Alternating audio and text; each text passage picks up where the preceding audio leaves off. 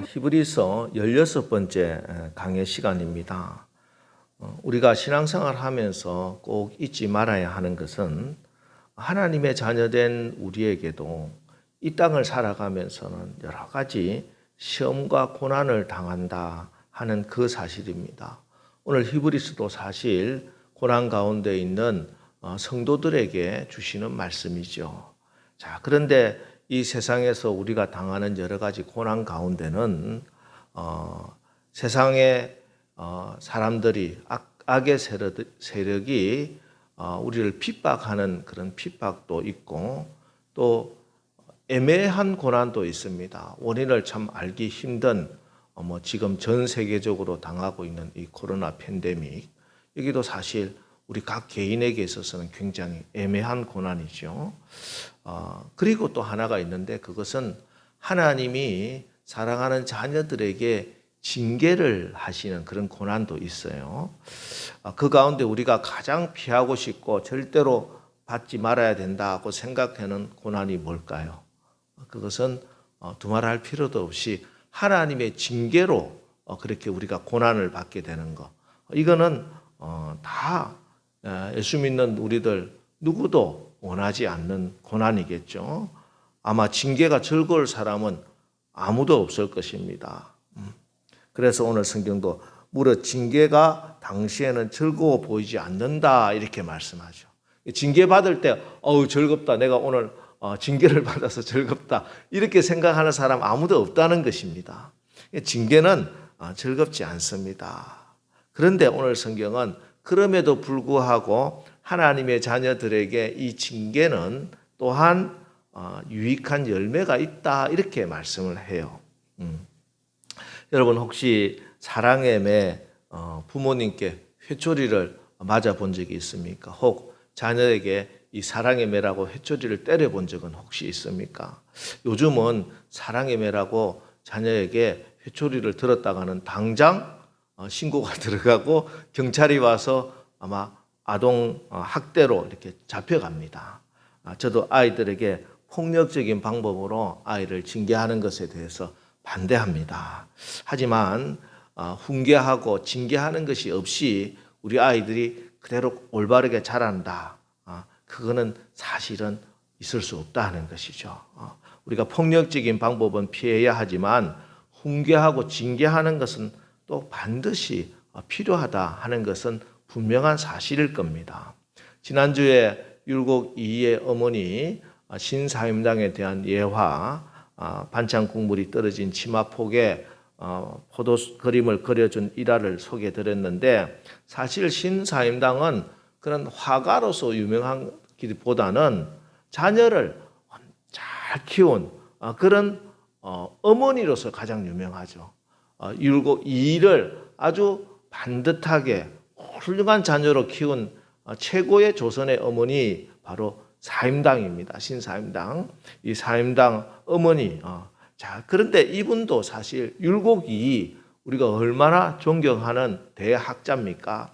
그런데 율곡도 이도 이 어릴 때는 말썽꾸러기였어요. 똑같아요. 어린이들은 누구나. 그래서 신사임당이 어느 날 회초리를 들고 종아리를 막 때렸습니다. 그러니까 아이가 울면서 잠이 들었어요. 맞고 나서 울고 잠든 그 종아리를 만지면서 신사임당 어머니가 통곡을 하면서 울고 있는데 자다가 잠결에 눈을 떠보니까 엄마가 자기를 때린 그 종아리를 어루만지면서 울고 있더라는 게. 그 모습을 보고 율곡 이의가 크게 변화가 있었다고 합니다. 사실 저도 비슷한 경험이 있는데요. 저는 이제 어릴 적에는 종종 회초리도 맞고 그렇게 자랐는데 이제 중학교를 딱 가니까 아버지가 그때부터 내가 너에게 매를 들지 않겠다 이렇게 약속하고 그래서 매를 맞지 않았습니다. 그런데 딱 한 번 고3 여름 방학 때 제가 아버지가 보시기에 너무 황당한가 봐요. 여름 방학 고3 때 그때는 일주일을 여름 방학을 줬는데 그때 우리 친구들하고 놀러 간다고 부산역에 새벽에 만나려고 몰래 나가다가 아버지한테 탁 들켜가지고 그때 한 대를 탁 맞았어요. 회초리를 가지고 맞았는데 이 다 큰 아들이잖아요. 고3이면 덩치가 아버지만 하고 힘이 더 세면 셌지. 근데 그 아들을 때리고 나서 아버지가 울면서 저를 끌어안고 기도를 해주시는 거야. 기도를 해주시는 거예요. 그래서 그때 이제 아버지의 그 마음이 저한테 와닿았어요. 와닿아서 이제 회초리가 아니라 그 기도에 정신이 번쩍 들었던 그런 기억이 아직도 있습니다. 이런 것이 아마 사랑의 징계, 사랑의 매 유익이라고도 할 수 있겠죠. 하지만 사실 우리가 사람이라서 자녀를 징계할 때 그렇게 정말 사랑하는 감정만 딱 가지고 아주 냉정하게 감정에 치우치지 않고 판단을 바르게 해서 자녀를 이렇게 징계할 경우도 혹 있지만 그러지 못할 경우도 많이 있다는 거예요. 자녀의 마음을 다 이해하지 못하고 오히려 그 징계가 자녀에게 씻지 못할 상처를 주는 경우도 굉장히 많다는 거예요, 사실은. 그래서 아이들에게 매를 들지 못하도록 지금 다 그렇게 이야기하는 것이죠. 근데 사실 이게 우리 인간의 한계입니다. 하지만 하나님께서 우리를 징계하실 때는 사랑 그 자체시기 때문에 하나님이 우리를 미워하는 감정이라든지 무슨 감정에 북받쳐서 뭐 혈기가 나서 우리를 징계하시는 경우는 있을 수가 없는 것이죠. 하나님의 성품 자체. 그리고 하나님은 전능하신 하나님이고 완전하신 하나님이시기 때문에 하나님의 판단이 잘못돼서 오해를 해서 이해를 못해서 잘못 판단해서 징계를 하는 경우도 없다는 거예요. 그렇기 때문에 하나님의 징계는 반드시 자녀된 우리에게 유익을 가져다 주는 것입니다. 그 유익이 뭐냐? 11절 말씀 봅니다. 무릇 징계가 당시에는 즐거워 보이지 않고 슬퍼 보이나 후에 그로 말미암아 연단받은 자들은 의와 평강의 열매를 맺느니라. 이렇게 이야기하는 거예요. 그러니까 징계가 우리에게 유익이 되는데 그게 뭐냐면 의와 평강의 열매를 맺게 하는 것이에요. 여기서 열매라고 하는 말에 주의를 해야 됩니다. 하나님의 징계는 연단을 통해 열매를 맺는 징계이기 때문에 그래서 이 하나님의 징계는 매 한 번 맞고 끝나는 그런 게 아니에요. 사람들은 하나님의 징계를 당할 때 뭐 내가 회개 한 번 하면은 당장 징계가 끝날 줄 알지만 그런 경우도 있습니다만은 그러지 못한 경우가 대부분입니다. 왜냐하면 그 징계를 한번 받았을 때 내가 정확하게 그 하나님의 의도를 깨닫고 내가 하나님이 원하시는 의와 평강의 열매를 맺으면은 그 징계가 끝나지만 그러지 못한 경우가 훨씬 더 많기 때문입니다. 연단을 통해 열매를 맺게 하기 위해서 하나님이 징계를 하시기 때문에 그래요. 열매를 맺기까지 연단하는 과정과 시간이 필요합니다. 그러므로 여러분 우리가 믿음을 지키고 사는 삶 가운데 혹시 몹시 힘들고 어려운 고난의 순간이 있고 그 순간이 몹시도 힘들게 느껴질지라도 그 시간을 연단을 받는 과정이 되게 해야 된다는 것이죠. 그래서 낙심하지 말고 배반하지 말고 적당히 타협하지 말고 잘 견디면서 내가 하나님이 원하시는 그 열매로 나갈 수 있도록 나의 삶에 내 인격에 그 열매가 맺히게 하면은 그래서 하나님이 원하시는 여러분에게 정말 최고의 유익이 되는 그런 의와 평강의 열매를 맺으시기를 주의 이름으로 축복합니다. 자, 그러면서 오늘 말씀은 그 열매를 구체적으로 이렇게 말씀합니다. 의와 평강의 열매, 이게 뭐냐? 우리의 삶에는 어떤 모습으로 나타나느냐? 그게 14절 말씀이에요. 14절 보겠습니다. 모든 사랑과 더불어 화평함과 거룩함을 따르라. 이것이 없이는 아무도 주를 보지 못하리라. 예, 모든 사랑과 더불어 화평하고 거룩함을 따르는 것. 이게 하나님의 징계의 유익, 그 징계의 시간 고난의 때를 연단으로 받은 자들이 맺게 되는 의와 평강의 열매라는 것이죠. 여러분, 모든 사람과 더불어 화평해야 됩니다. 화평해야 돼. 우리가 화평하지 못하면 주를 보지 못하리라. 이렇게 이야기합니다. 반면에 우리가 화평함을 따르게 되면은 그곳에서 우리가 예수님을 만나게 되는 거예요. 그곳이 바로 하나님 나라 천국이 된다. 이 말씀인 것입니다. 가나안 땅에 흉년이 들었습니다. 그래서 이삭은 별다른 고민 없이 전에 아버지 아브라함이 했듯이 애굽으로 내려가야 되겠다. 이렇게 생각해서 애굽으로 내려가는 길에 하나님이 애굽으로 내려가지 마라. 그래서 애굽까지 내려가지 않고 그 길목인 블레셋 그랄 땅에 머물게 됩니다. 자, 그런데 그 결과 하나님께서 흉년 중에도 농사를 짓는데 100배의 열매를 맺게 해주셨어요. 그래서 창대하고 왕성하고 거부가 됩니다.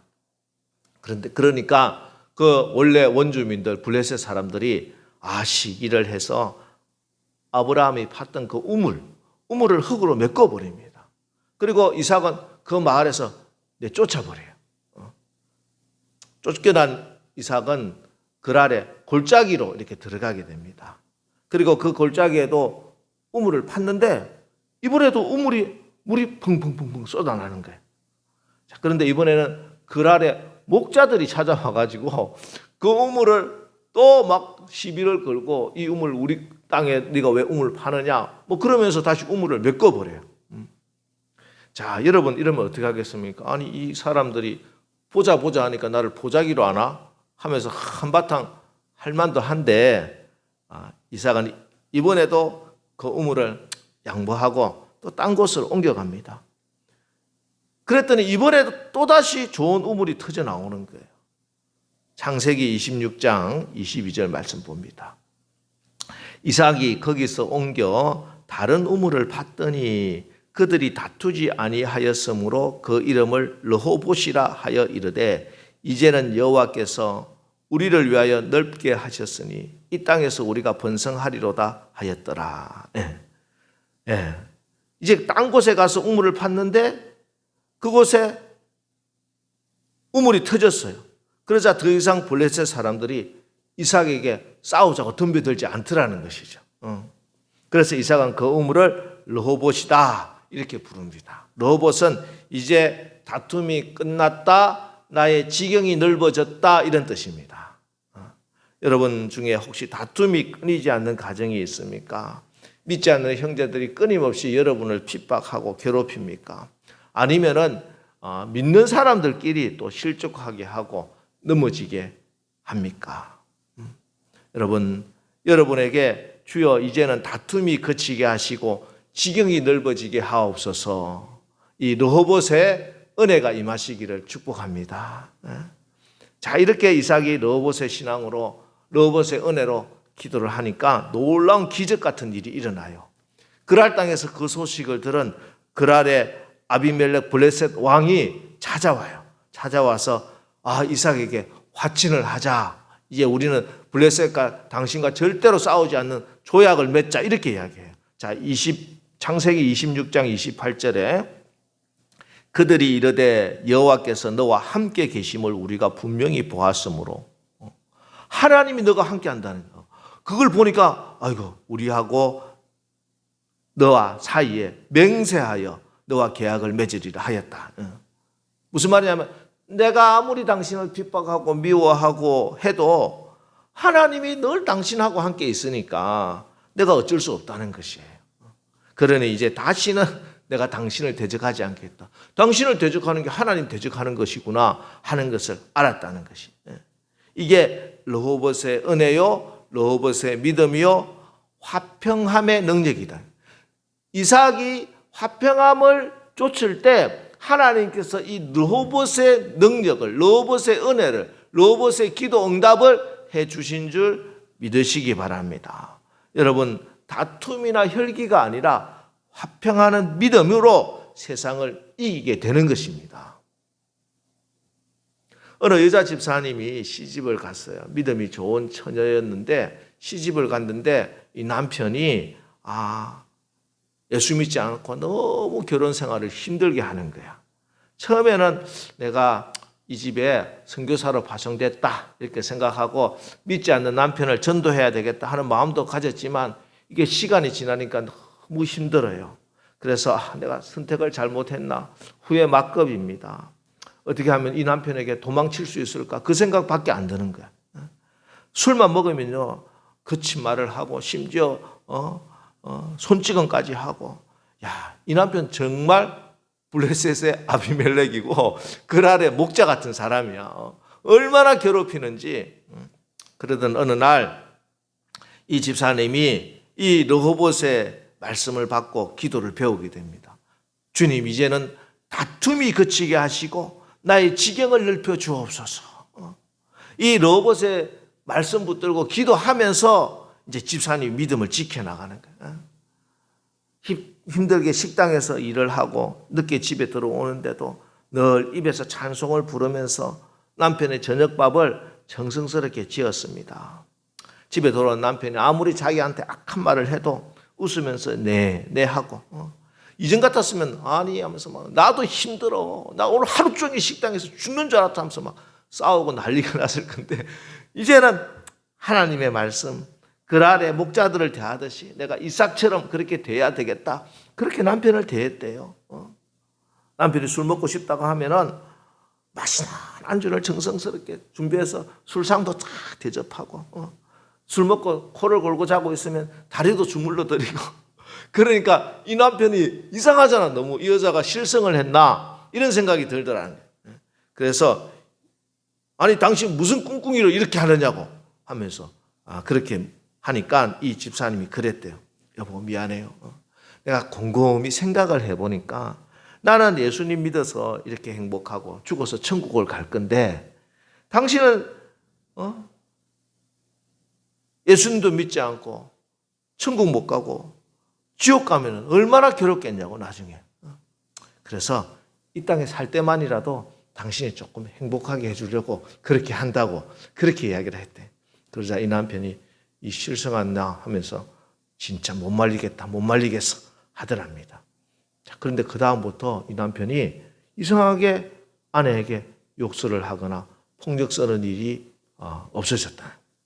그리고 뿐만 아니라 점점 아내 눈치를 슬슬 보면서 말과 행동을 조심하더라는 것이. 왜 그런 줄 아십니까? 이 남편이 그 아내 안에 있는 예수님을 본 거예요.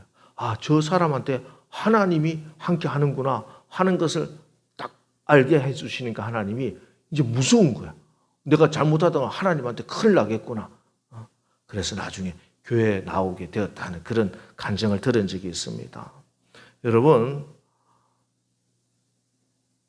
이게 우리가 화평함을 따를 때 르호봇의 축복입니다. 여러분, 이번 한 주간 우리가 말씀을 따라서 화평함을 따라서 이제는 다툼이 그치고 여러분의 지경이 넓어지기를 예수님의 이름으로 축복합니다. 자, 그런데 이렇게 우리가 화평함을 따르는 은혜에 이르는데 이걸 결정적으로 방해하는 게 있습니다. 그게 뭐냐 하면은 15절 말씀이에요. 너희는 하나님의 은혜에 이르지 못하는 자가 없도록 하고 또 쓴뿌리가 나서 괴롭게 하여 많은 사람이 이로 말미암아 더럽게 되지 않게 하며. 우리가 이 화평함을 따르려고 하는데 이때 그 내 마음이 그 화평함을 따르지 못하도록 막아서는 게 내 마음속에 있는 쓴뿌리가 있어서 그렇다. 쓴뿌리가. 이 쓴뿌리가 우리가 다른 사람과 화평하게 하는 나의 여유와 관용의 마음을 다 그 영양분을 다 빼앗아가 버린다. 뇌과학자들에 의하면요, 인간의 두뇌 속에는 약 1000억 개의 뇌세포가 있대요. 그리고 뇌세포 한 쌍당 약 2만 개의 굵은 뿌리, 잔뿌리, 그리고 다양한 뿌리가 있답니다. 뇌세포 한 쌍당 뿌리가 있대요. 어제 조선일보에 박은주 씨의 칼럼을 제가 흥미롭게 읽었는데요. 생각이 뇌 작동을 바꾼 건지 내가 그렇게 생겨서 진보와 보수로 나눠지는지는 못하지만 결론은요, 우파, 좌파, 보수, 진보 이 사람들의 그 뇌 자체가 다르대요. 뇌 작동 자체가. 그래서 우파 사람들은 육식을 좋아하고 좌파 사람들은 채식을 좋아하는 편이고, 인테리어를 해도 그 집의 인테리어도 우파, 좌파, 보수, 진보가 다르게 한다는 거야. 다르게 한다. 그러니까 뇌가 이게 자기의 정치적 성향도 그 뇌에 있는 그 뇌뿌리의 영향을 받게 돼 있다. 이렇게 된 거야. 그렇게 생각을 해서 그 뿌리가 내린 건지 뿌리가 있어서 그렇게 생각하는지는 몰라도 그렇다고 하는 글을 읽었어요. 그래서 오늘 말씀하고 연관이 되겠다 그런 생각도 했습니다. 우리가 자꾸 화를 내면요. 화를 한번 낼 때마다 500개의 화뿌리가 생긴다는 연구 결과를 제가 발견했어요. 화를 확 낼 때 그걸 끝나는 게 아니라 화뿌리가 500개가 생긴대요.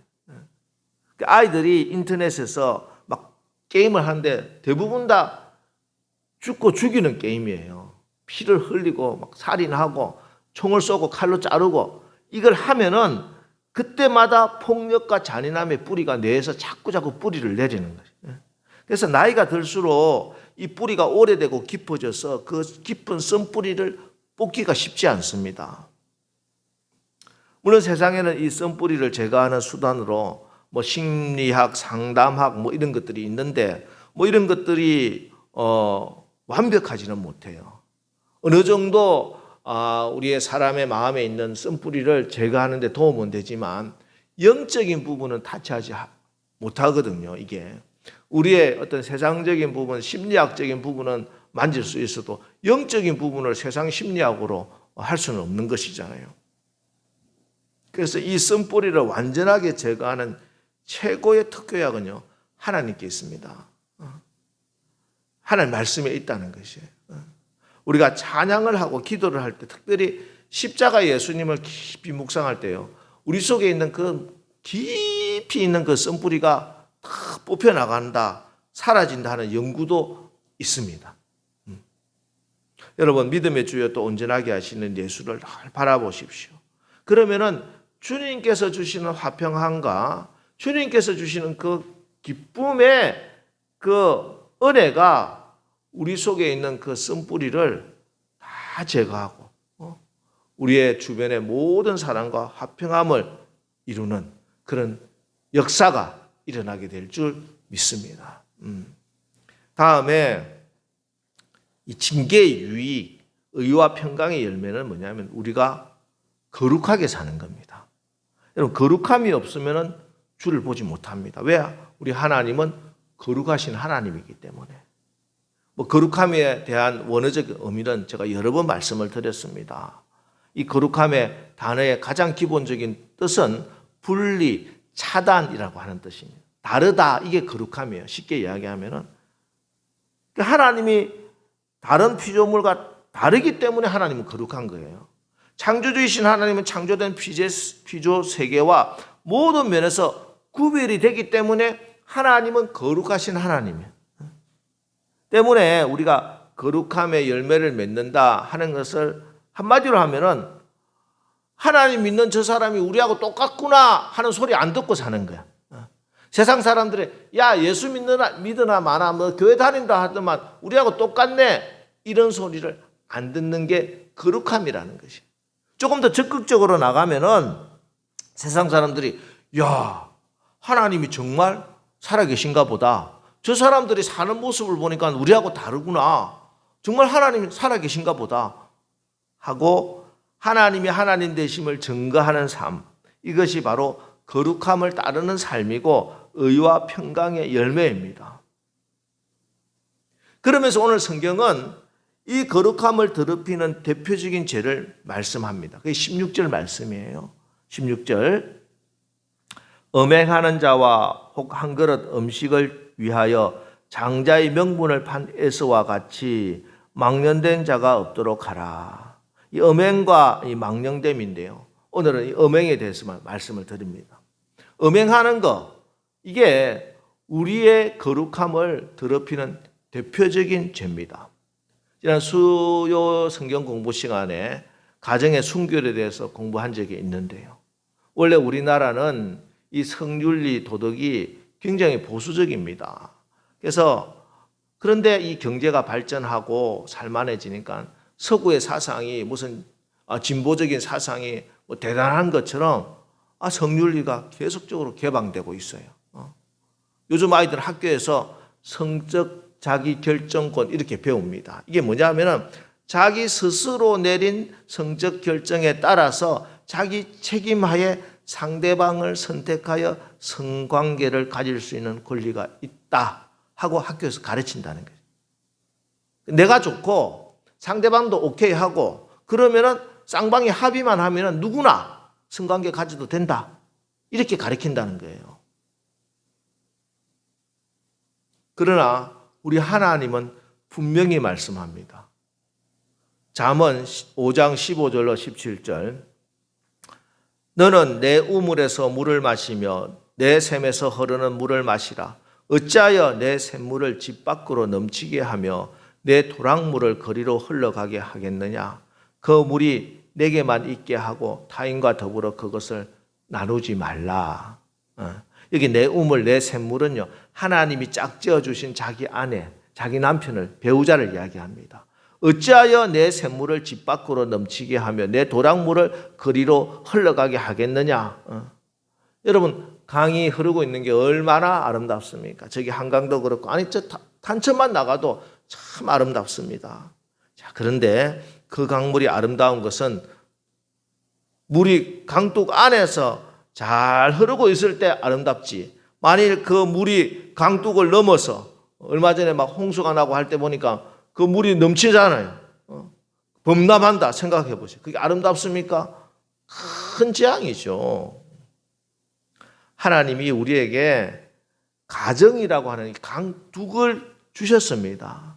이 가정이라고 하는 강둑 안에서 부부가 서로 사랑하고 생육하고 번성하는 것, 하나님의 가장 큰 축복이에요.